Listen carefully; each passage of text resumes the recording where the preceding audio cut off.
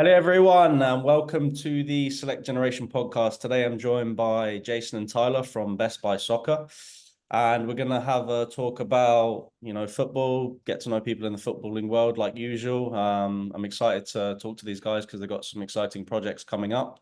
And yeah, without further ado, let's jump into it. So, Jason and Tyler, I'll hand it over to you guys. Give a quick little intro and tell us a little bit about who you are and what you do. You start, Tyler. Go on. Sure. Yeah. My name's Tyler Schlott. I'm head of marketing for Best Buy Soccer, formerly known as Soccer Shop. Been there since 2015. Started working at the Winston-Salem store, and now I'm in charge of marketing. My name is Jason Brenner. I'm the co-founder of Marca Personnel, along with my wonderful business partner, Rafa. And Marca Personnel is a conglomerate company. We own the Soccer Shop brand, Best Buy Soccer, Play Watch Wear, Training Rack. But we are dissolving the Soccer Shop brand and putting everything behind Best Buy Soccer. And that's sort of what we're going to be focused on over the next several years, is focused on that brand and continuing to build retail stores in communities that desperately need a soccer store. And there's a lot of those communities, Sam, that need a local soccer shop. Because it is a fabulous thing to have your own little local soccer shop that you can go and hang out and watch the matches and talk to people that, know how to fit you for the right boot and understand that there's different boots for different positions and there's different boots based on the style and how you play. Especially when you're dealing with FGs. When you're dealing with SGs, it's a little different, but an FG, a firm ground boot, the plates are all very different. So anyway, yeah, we're going to focus on Best Buy Soccer as a brand and continue to build stores and communities and operate bestbuysoccer.com. Awesome. That's really cool. Yeah, we'll get on to that because obviously soccer's a pretty growing sport in the country, which I'm sure is exciting for you guys. It's definitely exciting for us. But Jason, I hear a bit of an accent. So where are you from? Talk to us a little bit about your background. Sure, Sam. Yeah, I was born in Urmston, just outside of Manchester, and was immediately deported from the Manchester area because I'm a Liverpool fan. So I got expelled from Urmston. And I grew up mostly in Edinburgh, in a little town called Pennycook. I went to Beeslack High School for a little bit and played for Tynecastle Boys under the Hearts organization. And so I played in the Hearts Academy and had a wonderful time. My family are all Hibs supporters. So my cousin, Paul, who hopefully isn't listening to this, wouldn't talk to me for like 30 years because I played for Hearts.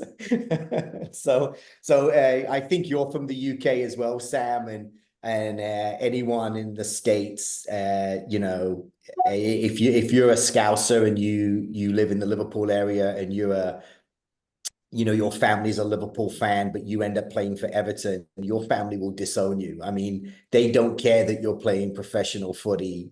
You can't play for Everton. And that was it in my family. I played for Hearts and, and my family were Hibs supporters, and that was the end of that guy. That's the end of that relationship. We've subsequently become mates again, which is lovely. He's a great lad, my cousin Paul, and him and his family are wonderful. So we're now friends because we've grown up. Awesome. Love that. Love that. So Yeah, what part of the UK are you from? So I'm from Woking, Guildford area. So Oh, okay. yeah, about 45 minutes southwest of London. So I grew up so I was actually born in New York City, so I have American passport. But then when I was like 2 years old, I moved to like yeah, Woking, Guildford, went to school in Farnborough, and then I moved out. So when I was 18, I went to Catawba College in Salisbury. So Yeah. I did my undergrad at Catawba, and then I did my master's at University of New Hampshire. And then when I graduated from New Hampshire, I came back and I was living in Charlotte, in Matthews area actually. This area. Then I moved out to the Bay Area. So yeah, I come to your shop a lot. I remember you had like all the best like old cleats. I was always so excited to go in there. So talk to us about like, so you guys as now Best Buy Soccer, what is your like mission? Or obviously, you want to be a soccer shop, you want to be somewhere to, have merch and hang out, but what's your brand about? Like, why are you different to Dick's or somewhere else like that? We care. Yeah, two things, right? One is that look, we're a soccer specialty. So if you think of all the sports that you could play in the US, you can't go to a specialty football store. You can't go to a specialty baseball shop, right? I think there's a couple of hockey stores around the country, maybe. But soccer is one of those sports where there are specialty retailers that sell the product and the gear for the players. And what makes us different than a Dick's, for example, is that when you come into Best Buy Soccer and you work with the staff at the shop, they're going to take you through a fitting. They're going to make sure you're in the right boot. They're going to talk to you about what position you play and how you play that position. So I'll give you a prime example, right? If you're a check two center forward, if you're a check two striker, so you're like a Wayne Rooney, right? So you're going to check into the mid, receive the ball, turn, and distribute the ball or make some runs, right?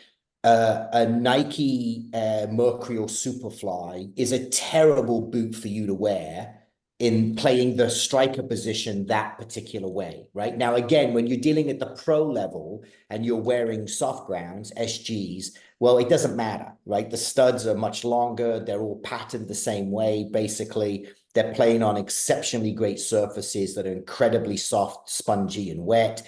So it doesn't matter really what boot you're wearing at the pro level, right?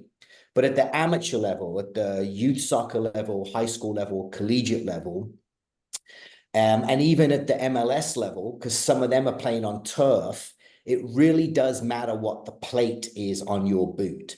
So again, if you're a check two center forward, Nike Superfly, not a good boot for you to wear. You want something that's got a better lateral motion stud pattern, maybe more coverage on the boot in terms of studs, so that when you check two and stop on a dime and you need that rotation, the Nike Superfly, you're going to be slipping and sliding all over the bloody place.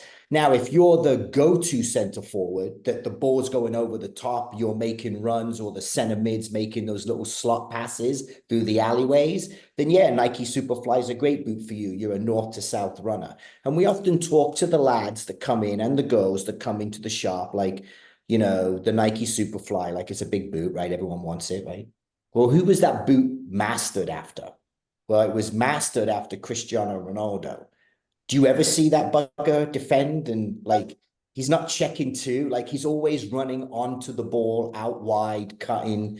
Like that's the boot that was made for him, right? So what makes us different is we truly understand that. We understand the technology of footwear, and we're looking for a relationship with you. So as you grow and progress in your abilities and you become more and more of a baller, Best Buy Soccer would be your home where you can always know you're going to go and understand what the right boot for you is. While at Dick's, lots of variety, but the person selling you the boot probably doesn't know anything about footy. They're probably a big basketball fan and they're just been scheduled in that department for 5 minutes, right? And again, there's nothing wrong with Dick's. Look, if you want to go and you want to buy a baseball bat, a canoe, a cooler, and some Under Armour gear, go to Dick's. If you're a baller, go to your local soccer shop. Like that's it. It's that simple. Yeah. Yeah, I totally second that. I mean, for me, when I'm going and buying football boots, like you want to try them on, you want to have some, well, I mean, I've played football my whole life, so I know what I'm buying, but I know that there's like a big disconnect because a lot of players playing like youth soccer right now, or they're in club or academy or high school, their parents played baseball or basketball or football, and they're not really subject matter experts on the football boots. And I think like football boots make a massive difference for when you're playing. So for you then, Tyler, as like marketing and trying to, you know, get out to your customer base or get out to, you know, potential people that want to buy your soccer gear, how do you convey that in the marketing aspect? How are you going to get it out there that you are the, you know, the soccer shop? Well, first and foremost, I've always operated with the impression of like, it should be fun first. Like, it's a sport. You know, this isn't like heart surgery or like we're not trying to get somebody to a planet or something. Like, it should be fun. So like that's the first thing that I always go for with how we promote this online, especially on social media. Like you see our videos that we post, like they're fun, you know? Um, so that's first and foremost. And then from there, you know, then we dive into, oh, okay, you know, let's do a boot review on this particular boot. We show those specs. We show like, you know, the stud pattern, the way it fits, you know, what boot do we recommend for what position, that type of thing. But first and foremost, it should be fun. This is a fun game. It should be fun. So that's the approach we take with it. And I think that comes through to the audience very well. Sure, for sure. Okay. And a little bit of a banter, Sam, you know, like it's Yeah, not, we're not selling diamonds, right? Like we're it's selling fun. football, and anyone that's really a baller that loves footy knows that, you know, there's banter on the pitch, there's banter in the stands. You go to any EPL match and, you know, you're watching the match, and then there's an entertainment in the stands as well, right? The banter, and the banter at the pubs, like our culture, where the game comes from, right? Our culture is banter. And you're not going to get banter at Dick's. You're not going to get banter online shopping at soccer.com. You are going to get banter when you go into your local soccer store, and you can banter about who you support, who you don't support, who the best player is.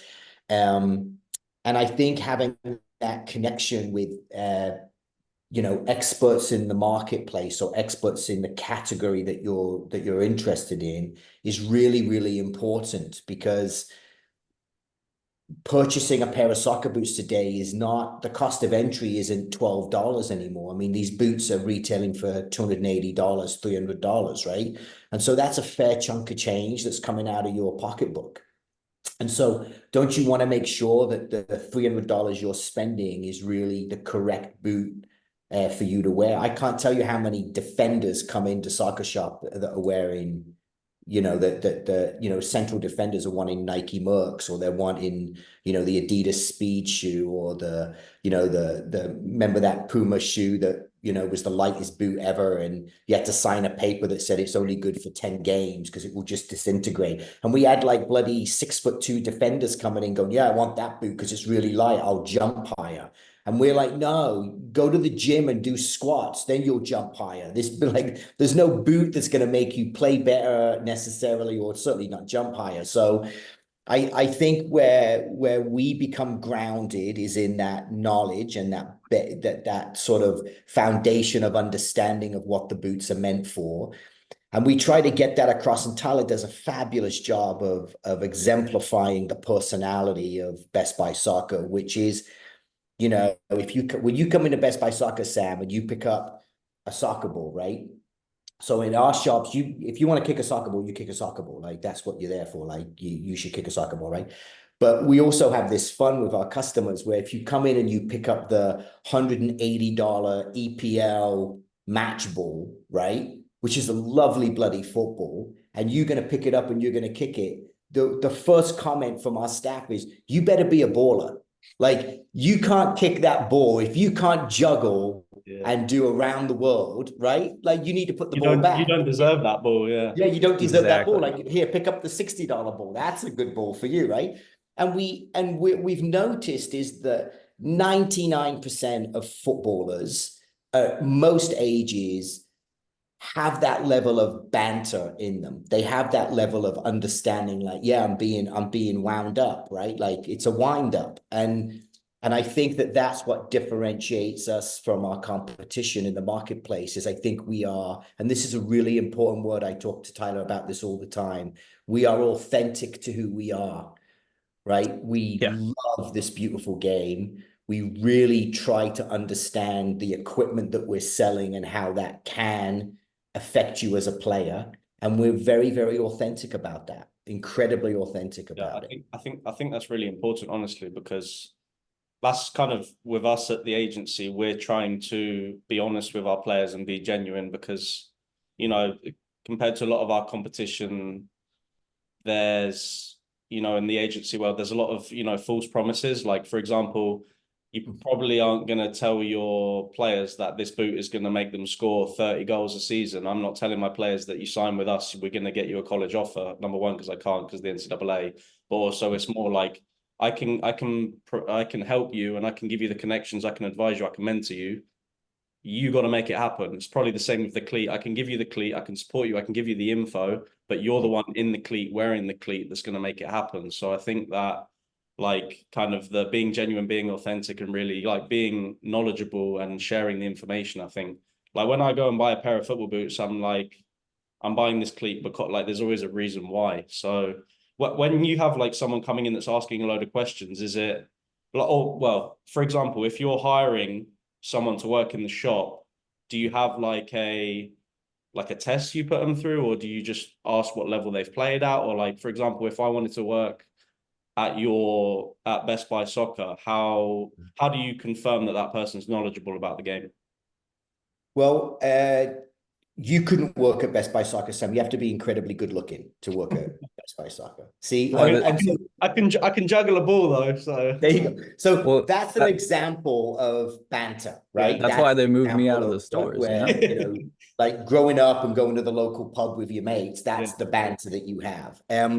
No, you don't have to be necessarily a player at a high level. You do have to work at Best Buy Soccer. You certainly have to have an understanding and a passion for the game, right? But you don't have to be, you know, the next world's best player by any stretch of the imagination, because if that was the case, we wouldn't have any employees, right? We during their training sessions they have with us, they, at the end of that training session, they are given a test to make sure that we're comfortable that they have enough general knowledge about footy, the leagues, players, and then also some of the technology that's in like, what is kangaroo leather, and is it really from a kangaroo, right? Like those sorts of questions, so that you can really understand when you go out on the floor and you're going to work with a baller, that you can answer the questions they have. So we take them through that training session. Yeah. Got it. That's awesome. So it's really about, you know, knowledge can be taught, mate, but passion can't be taught, right? So we look for passion first, and then we'll help you with your knowledge. Yeah. That's really cool. So talk to us a little bit about your rebrand. Obviously, at the time this goes out, at the time this goes out, you'll be Best Buy Soccer. So sort of reasons for the change, what the change is going to bring, how it came about, like, give us a bit of an insight into that. Like, yeah. So the story there is that when Rafa and I merged our companies, I was Soccer Shop and Rafa was Best Buy, and Best Buy Soccer. And the layout and the culture of Soccer Shop was different than the layout and the culture of Best Buy Soccer. And so Rafa and I felt that the culture of Soccer Shop was the better culture for the retail market, right? And when I say culture, I'm talking about the attitude and the banter within the stores, and the way we hired and the way we ran the stores, right? So we transferred Best Buy Soccer stores over to the Soccer Shop brand and rebranded them both inside and outside the store. The problem for us, though, from a tactical perspective, was that we couldn't own soccershop.com. It's owned by, I think, soccer.com has it, although they don't do anything with it, I think. And so we couldn't own it. So we had to use our tagline, which was play, watch, wear. And we used that as our website. So it was playwatchwear.com. And it was a bit confusing for the consumer, rightly so. And it was confusing also for the youth clubs and the universities we do business with, because they do business with Soccer Shop, but they're going to go on to playwatchwear.com to transact on things. Yeah. And so what we decided after about 6 years was we had established that employment-based personnel and attitude in the marketplace through grassroots marketing, and then more traditional marketing and digital marketing that Tyler had done. The Soccer Shop and its personality was quite solidified, and changing the name to Best Buy Soccer was an easy change for us to make, because we didn't have to redo anything. We just had to update the Best Buy Soccer logo, put it on the stores. The most important part of that is we do own bestbuysoccer.com. So now the retail marketplace, Best Buy Soccer, and the e-commerce portion is bestbuysoccer.com. And that's an easier transition for the consumer. Yeah. So that was the reason. Soccer Shop was doing fabulous. bestbuysoccer.com was doing fabulous. I'd rather have a retail name that has a connection back to the e-com. So that's why we're changing the name to Best Buy Soccer on the retail side. Yeah. Okay, that makes sense. And then in terms of, I know we touched there on like, you guys are hoping to expand and grow, obviously. How do you feel like soccer in the US is growing? Like, obviously, we've seen Messi come, we've seen a lot of players from the Premier League come to the MLS. We're seeing a lot of internationals in the college game. We're seeing a lot more, you know, people get invested in soccer and get involved in soccer. How do you guys feel about soccer in the US? Have you seen recently that they're like you've getting more customers in or more people interested? Like how do you see the recent growth of soccer in the US? So that's a fabulous question, but it's also, the answer to that is really complex, because I do see football growing. I think the growth has slowed down. We're going to see the growth pick back up again during the Euros, during the Gold Cup, and then next year during the World Cup, we'll see it, or in 26, we'll see it, grow again. So usually when you've got big federation tournaments, you see a little bit of a growth, but the growth has certainly slowed down to where it was in the 90s and the early 2000s. It was growing exponentially quicker. But also the baseline is bigger than it was. So the percentage growth isn't as big, but we're still growing. I think the biggest issue I see with soccer in the US is money.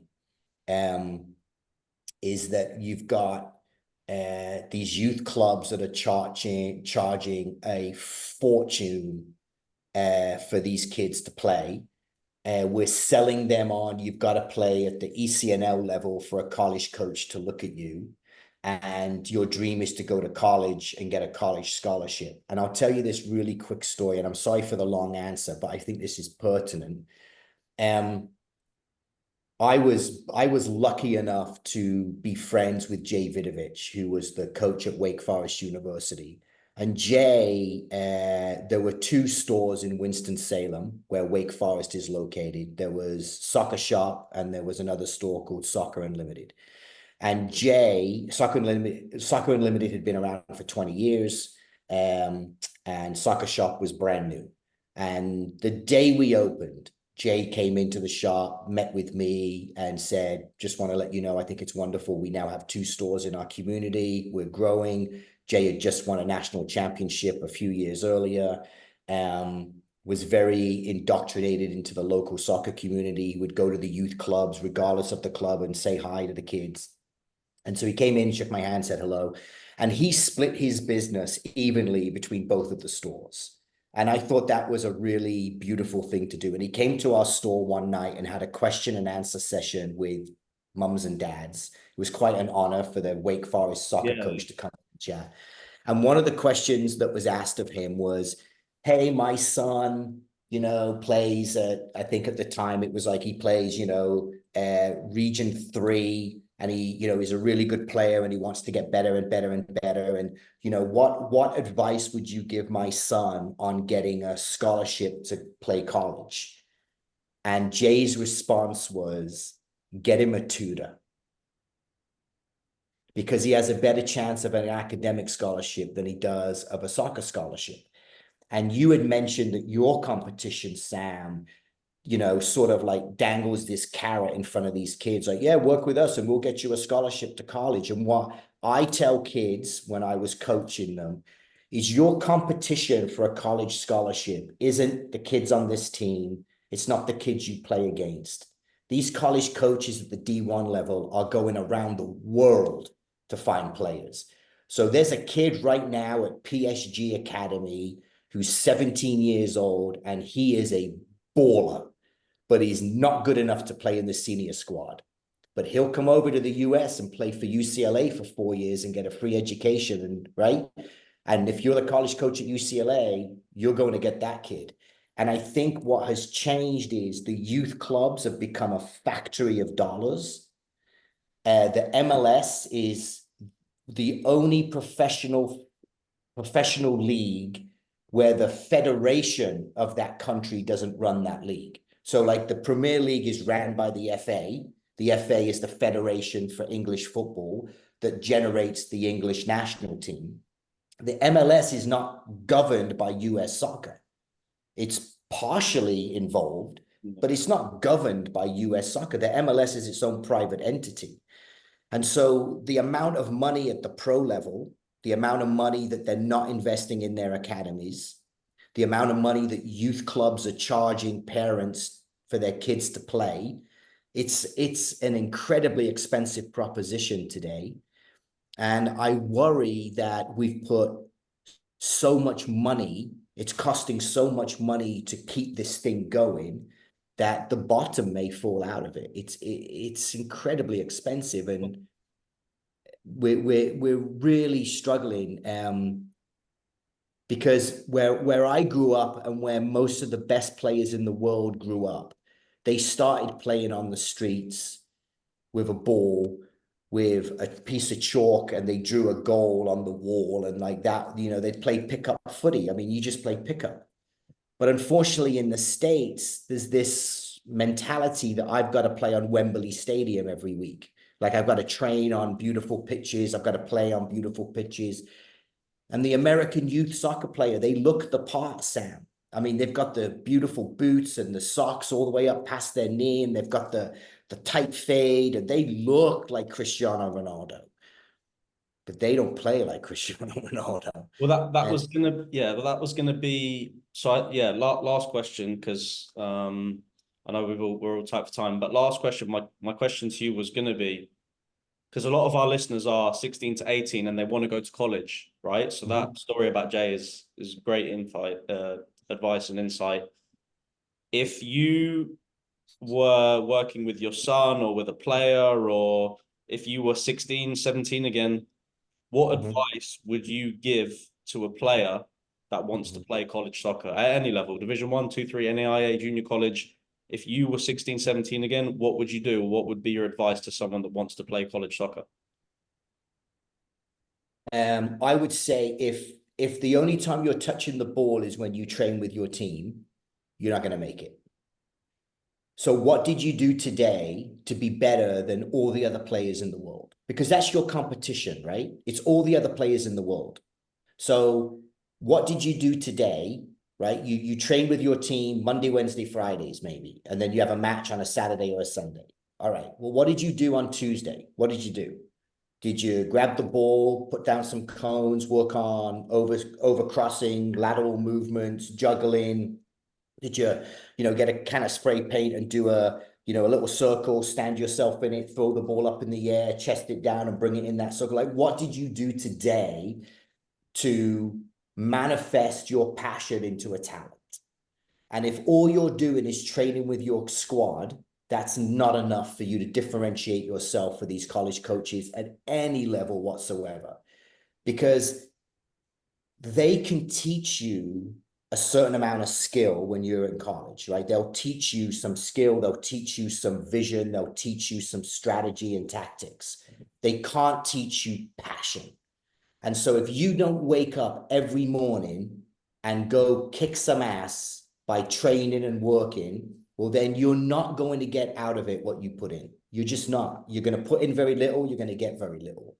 And so my advice to any player, female or male, that wants to go play in the NCAA, what did you do today to make that happen? What did you do? No, that's great. And if you can't answer that, then you're not going to make it, mate. You just not.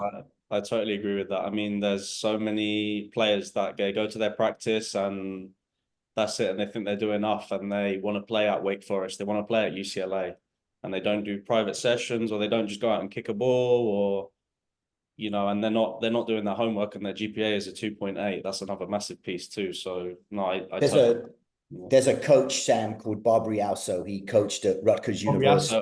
Bob Rialso, yeah, he's at Combine now, right? He's at Combine Academy, yeah, and he coached at Pfeiffer Yeah, University, and and they they won the won a national. national Yeah. championship.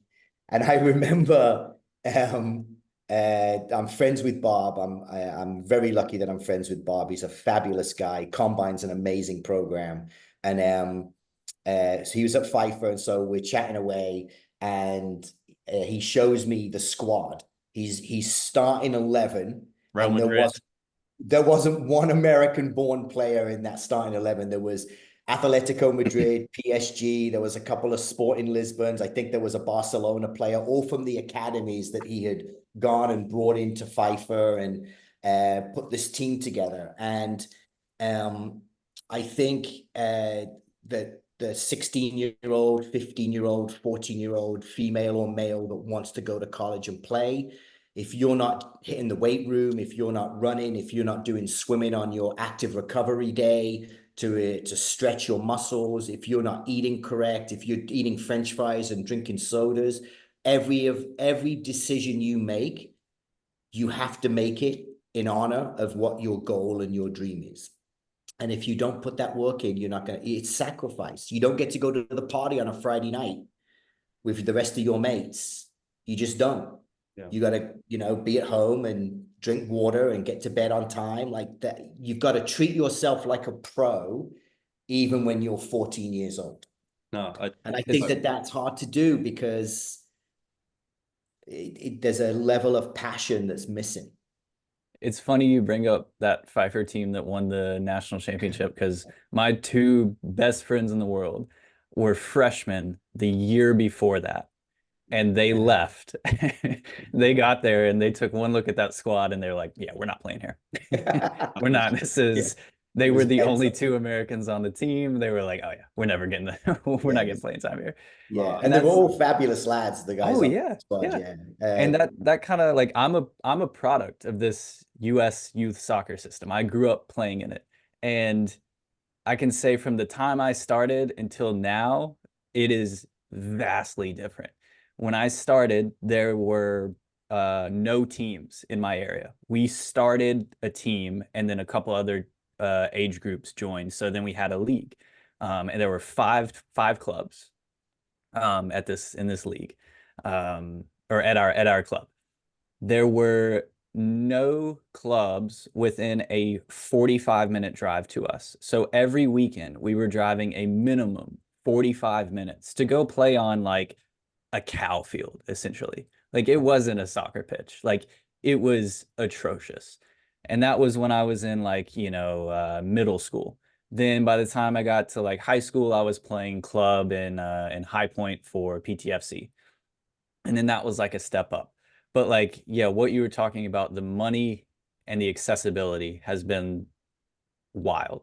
It's more accessible now than when I was growing up playing, but still there's a huge barrier to entry because still like, yeah, you still have to travel. Like there's no clubs, it's not like in Europe where you're going 5 minutes down the road to play. Like, yeah, you've got to travel. And like parents don't want to give up their weekends for stuff like that. So yeah, it's Sam, tough. are you seeing, sorry, Ty, Sam, are you seeing it within your organization that the players that are at the level where they're like truly gifted, they've put in the time, they've put in the work, they're incredibly talented, but they also work hard. Are you seeing them not going to college and going into the academy programs at the pro level? I think that at the pro level is difficult because you've got all these MLS Next Pro teams now that are working with boys that have been with them from like 10 years old to when they were 16. So I think the college game is changing, and I think I think it's just like the MLS Next Pro is kind of changing things now because they're like drafting the college draft used to be 3 rounds and some teams would pass, and now every team is picking just to send them on loan to try out with the MLS Next Pro team. And even if it's just MLS Next, I think that there's a lot of boys that they're like, oh, ECNL is not even good enough to have to play MLS Next if I'm going to go to college, which isn't true. So yeah, I mean, I think it's changing a lot, but it's exciting for me. Like we're seeing a lot of boys that are reaching out, and and wanting to play at the next level, and they're hungry. And I'd say the same thing as you, Jason. I say, all right, like send me some video, and they're sending me video of like they're sending me video of them doing like training on their own, like or playing wall ball. And I love that. I'd rather see that than you show me a highlight reel, because if you're doing wall ball or doing, you know, comb work, I love that. That shows that you care and you're passionate about it. So yeah, but awesome work. We're running out of time. We've got 1 minute left on the Zoom, but Jason and Tyler, that was a great conversation. Really appreciate it, and all the best with your changes to Best Buy Soccer. I'm really excited for you guys. Thank you, Sam. It was a pleasure meeting you. Who do you support, by the way? Chelsea, unfortunately. All right, we're gonna hang up now. That's even Chelsea fans don't like Chelsea. I know. You had a tough season this year. Yeah, it was tough. It was tough. To say the least. I mean, Pochettino gone now. That was news to me. I thought he was going to stay, but no. Yeah. Who's going to manage the squad? Have they announced? We'll see. We'll see. We'll see what happens. Pulisic. Anyway, Awesome, guys. Jason and Tyler, I really appreciate it. We'll be in touch, and yeah, appreciate your time. cheers. Lovely meeting you.